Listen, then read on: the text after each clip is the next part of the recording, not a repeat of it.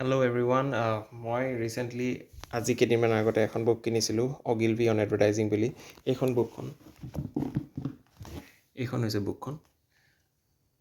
তো মই এতিয়া ভাবিছোঁ এইখন পঢ়ি পেলাই এড এজেঞ্চিত কিবা জব পায়নে নাই। মই এইখন কিতাপ অলপ পঢ়িলোঁ, এতিয়া বাকী গোটেইখিনি পঢ়ি পেলাই মই ভাবিছোঁ যে কেনেবাকৈ মই কিবা ভাল এড এজেঞ্চিত কিবা জব পাম নেকি।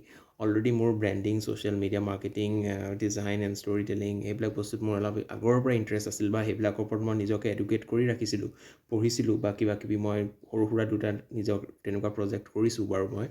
কিন্তু মই এতিয়া ভাবিছোঁ এই কিতাপখন মানে কনচিডাৰ কৰে চবতকৈ best books on advertising ever written. So' মই কিছুমান ৰিভিউজ চাই পেলাই কিনিলোঁ। তো এতিয়া মই ভাবিছোঁ এইখন পঢ়ি মই কেনেবাকৈ তেনেকুৱা কিবা এজেঞ্চিত জব পাওঁ নেকি, যিহেতু মই বহুত ইণ্টাৰেষ্টেড। চাওঁ, চেষ্টা কৰিম। যদি মই পাৰোঁ ইয়াতে আপোনালোকৰ ইয়াতে শ্বেয়াৰ কৰিম, যদি নোৱাৰোঁ তথাপিও ইয়াতে শ্বেয়াৰ কৰিম।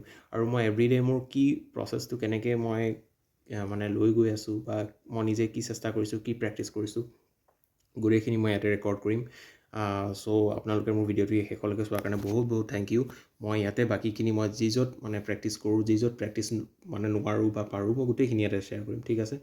আৰু একচুৱেলি এইটো মোৰ কিবা ফ'ৰ্চফুলি অহা নাই, এইটো মোৰ যিটো ইণ্টাৰেষ্ট, মই সেই ইণ্টাৰেষ্টটো মতে মই পাৰোঁ নে নোৱাৰোঁ এটা তেনেকুৱা ভাল জেগাত কিবা কৰিবৰ কাৰণে, সেইকাৰণে মই এই ভিডিঅ'টো বনালোঁ। চাওঁচোন কি কৰিব পাৰি। ইয়াতে মই গোটেইখিনি ডকুমেণ্ট কৰি যাম মই গোটেই ভিডিঅ'ছখিনি। Thank you so' much.